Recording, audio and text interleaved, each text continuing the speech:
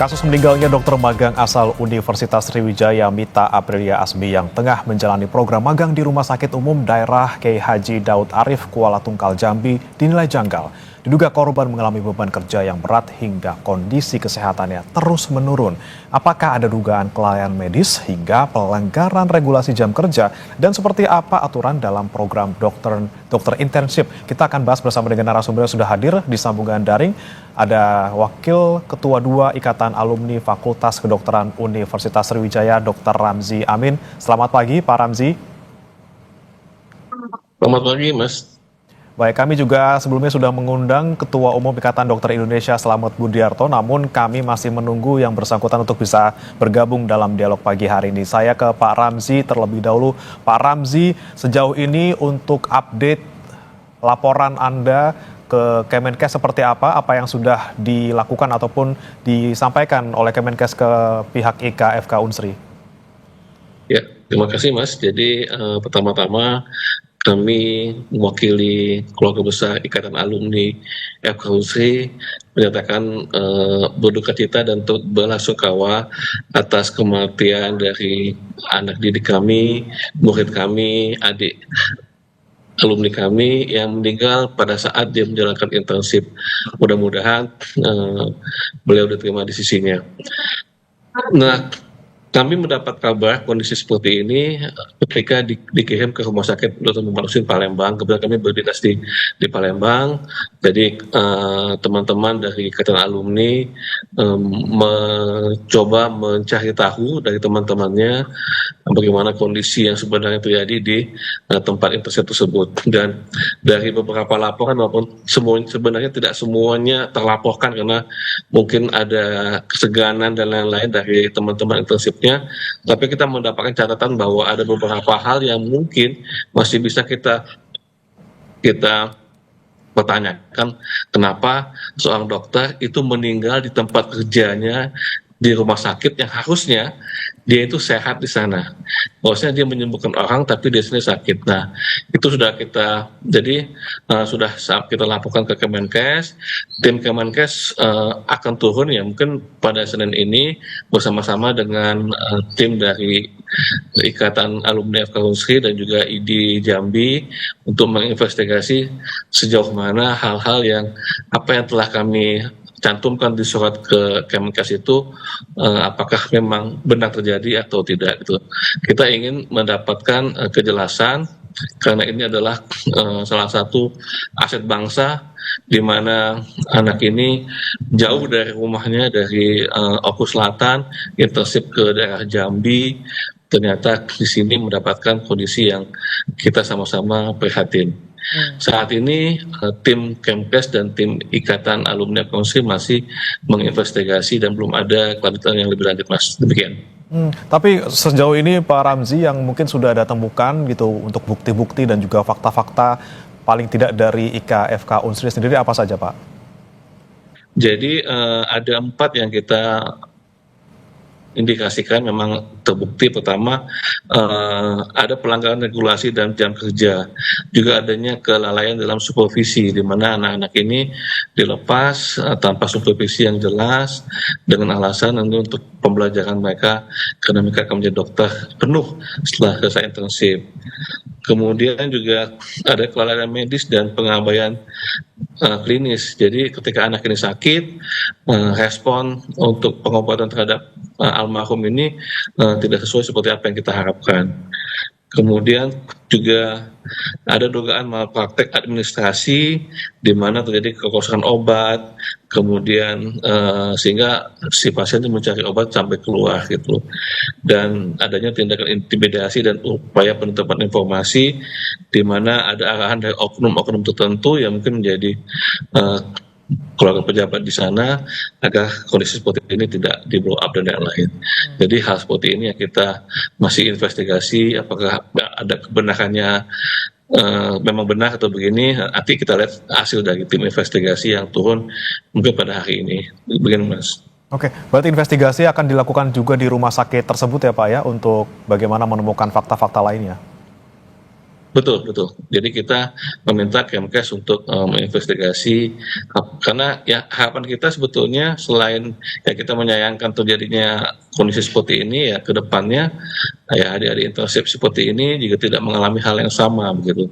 Mereka harus mendapatkan, perlakuan yang layak sebagai seorang dokter muda walaupun mereka itu masih internship tapi tetap mereka sudah lulus dan dapat gelar sebagai dokter, sehingga perlakuan yang semestinya diberikan kepada mereka itu harus diberikan gitu. Oke, untuk dugaan pelanggarannya, Pak Ramzi, Anda ini mengarahnya untuk ke oknum-oknum misalnya dokter yang mensupervisi atau mungkin memang dari pihak rumah sakit yang misalnya tidak menjalankan SOP atau melanggar aturan?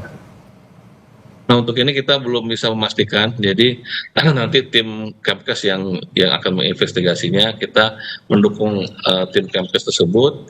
Ya, ya sanksinya mungkin bermacam-macam, Mas. Kita belum tahu bagaimana Kemkes yang akan bersanksi. Bisa jadi penutupan wahana pendidikan intensif di sana mungkin, atau mungkin kalau memang kita tentukan tindak pidana ya mungkin ya akan dimasukkan ke pidana. Tapi kita belum bisa memastikan karena tim investigasi bahwa akan bekerja pada hari ini.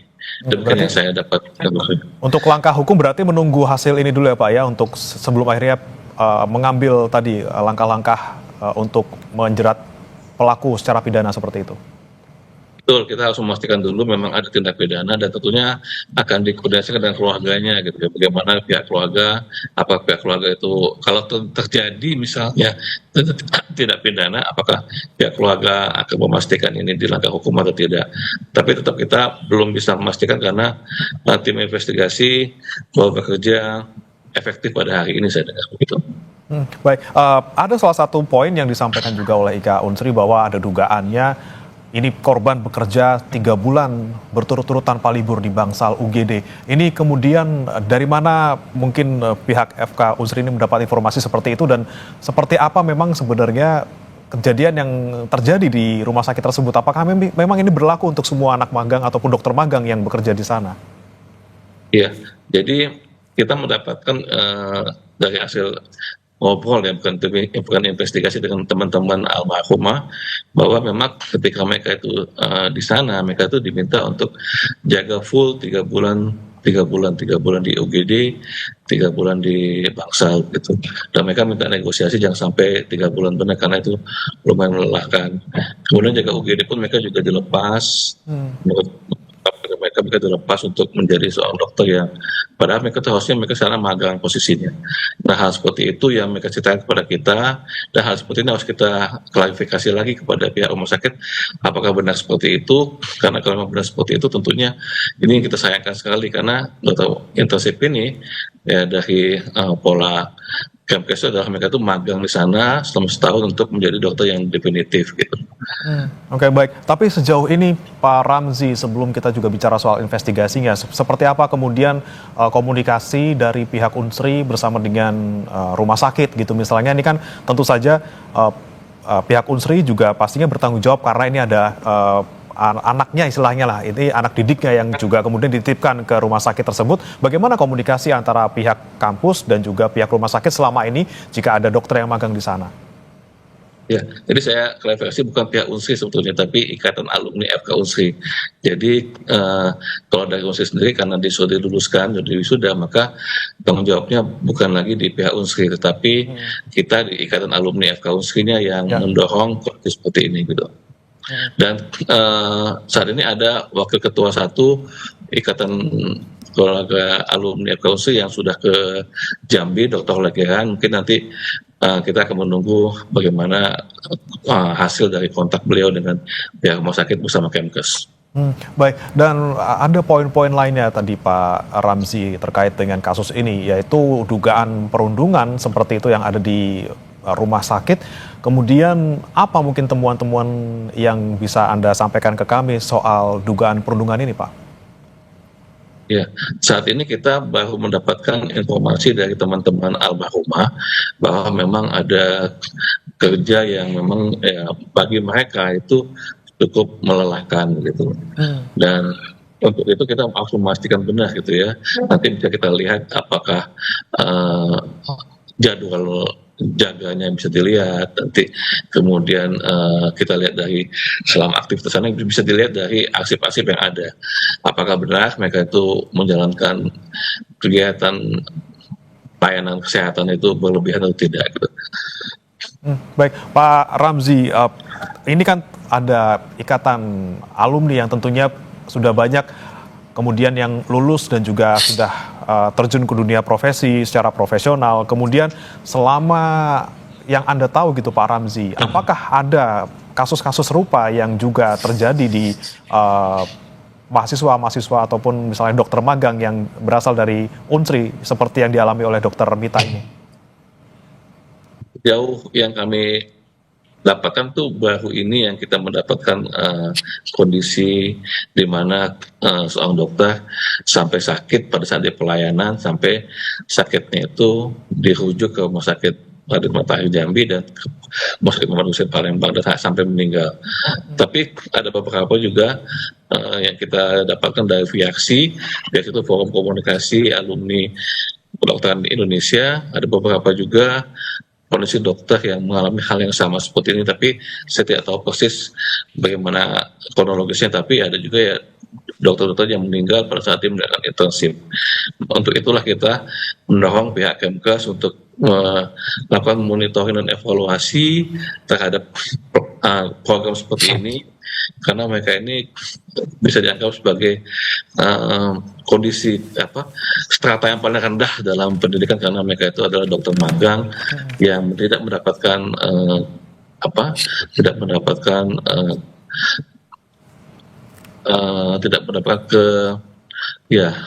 fasilitas yang layak lah seperti itu. Oke, ada kasus-kasus serupa yang kemudian sebelumnya sempat terjadi gitu ya Pak ya. Tapi ini sudah bergabung juga. Selamat pagi Pak Slamet Budiarto, Ketua Umum Ikatan Dokter Indonesia. Selamat pagi. Ya, selamat pagi Pak Slamet. Kita dengar bersama bahwa ini yang dialami oleh Dr. Mita ini tentunya sangat memprihatinkan seperti itu. Dan dari catatan harian Kompas yang terbit hari ini bahwa dalam waktu 3 bulan saja ini sudah ada 4 dokter magang yang meninggal dunia. Terakhir adalah Dr. Mita. Bagaimana kemudian dari Ikatan Dokter Indonesia menanggapi hal ini? Ya, menurut saya pertama yang harus kita lakukan adalah melakukan investigasi. Kementerian Kesehatan dan Ikatan Dokter Indonesia sedang melakukan investigasi terhadap kasus ini langsung ke Jambi. Yang kedua, perlu perubahan atau regulasi yang kedepannya mengenai perlindungan untuk dokter internship ini. IDI sudah mengirimkan surat ke Menteri Kesehatan, antara lain waktu misalnya maksimal 40 jam per minggu, kemudian ada hak cuti sakit tidak bisa mengganti. Kalau kemarin itu kan, kalau dokter internship sakit, kalau dia cuti sakit, dia harus mengganti, sehingga kebanyakan dokter internship ini belum sembuh, dia kepengen tetap kerja atau tidak mau cuti lagi karena akan mengganti. Akibatnya fatal, sehingga mereka sakitnya akan tambah parah. Kemudian mengenai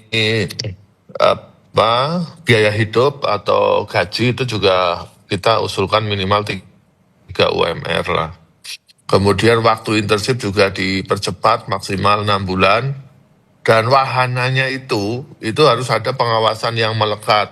Kami usulkan memang antara Dinas Kesehatan dan Ikatan Dokter Indonesia akan mengawasi lebih ketat lagi. Begitu.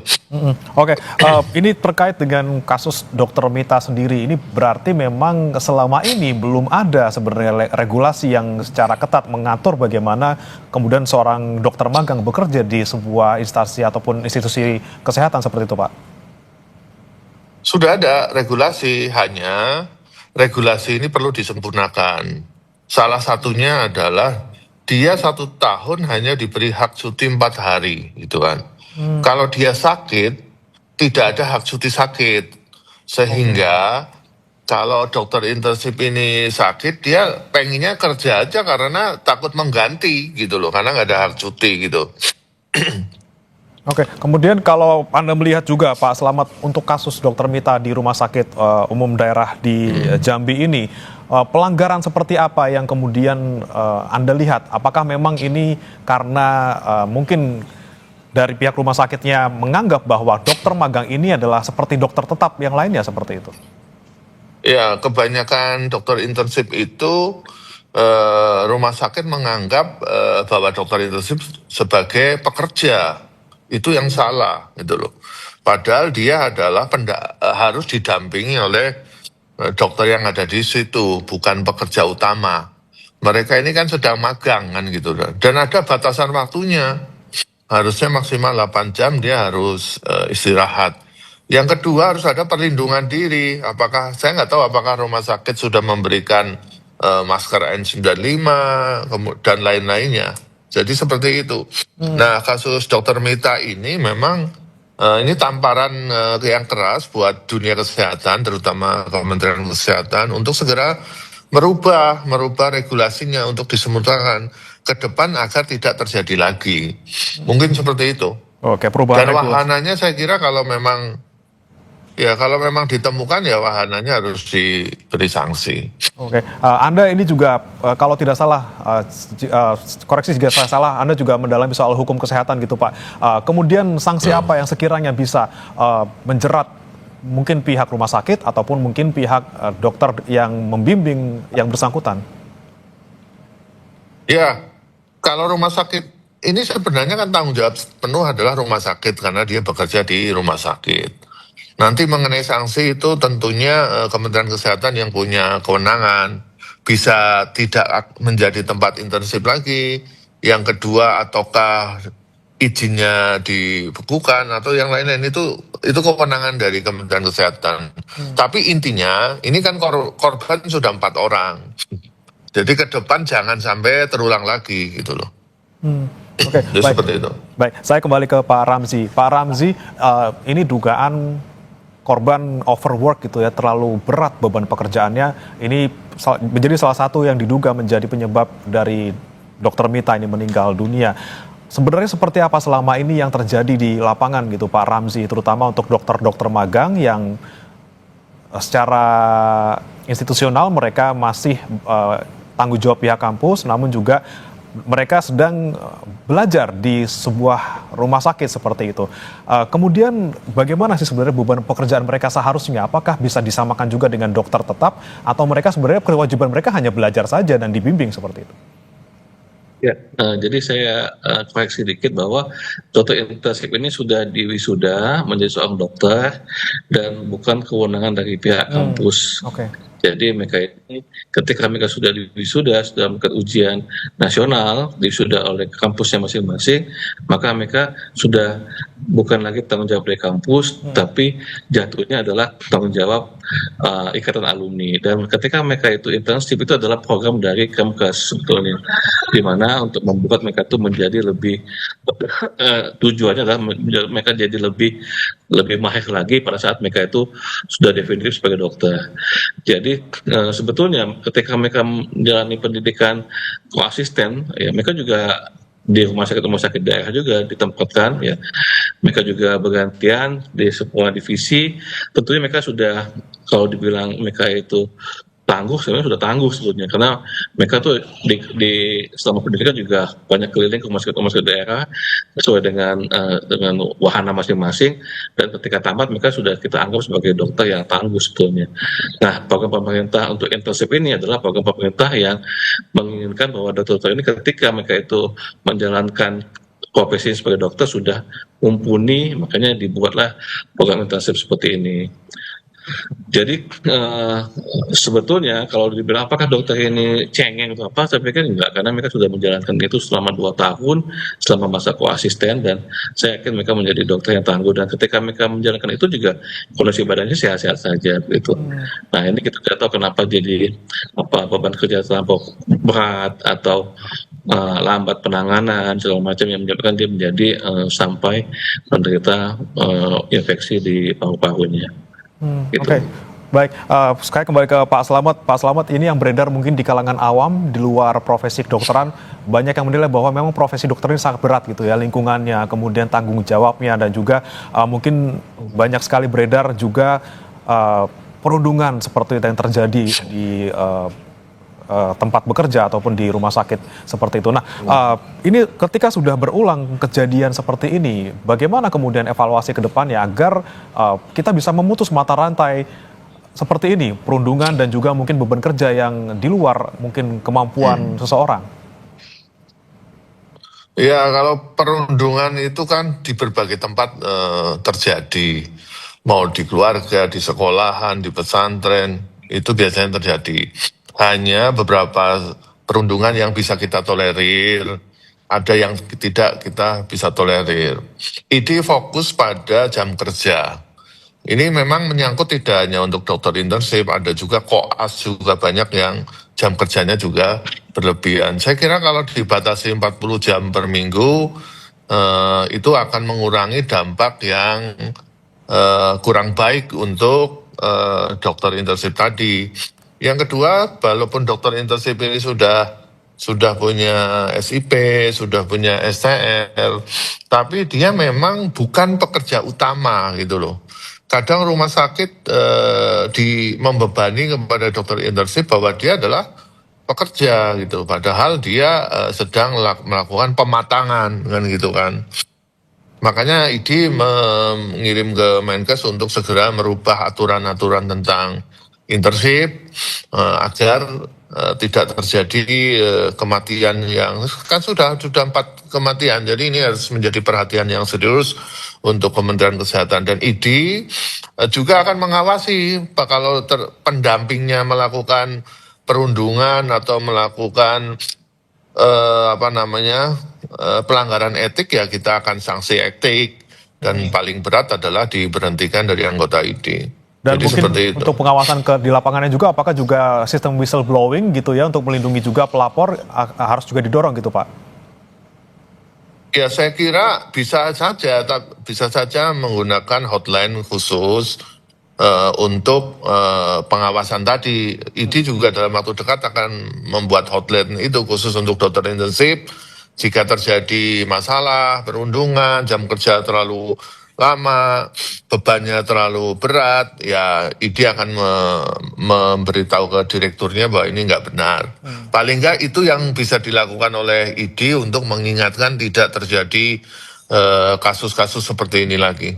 Baik, terakhir saya ke Pak Ramzi. Pak Ramzi, harapan dari IKFK Unsri sendiri terkait dengan kasus ini seperti apa?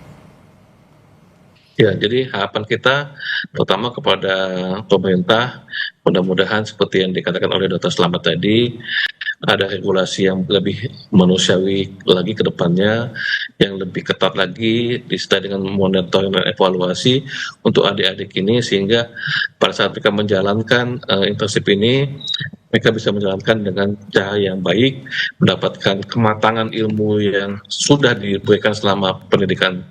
Kemudian harapan kita kepada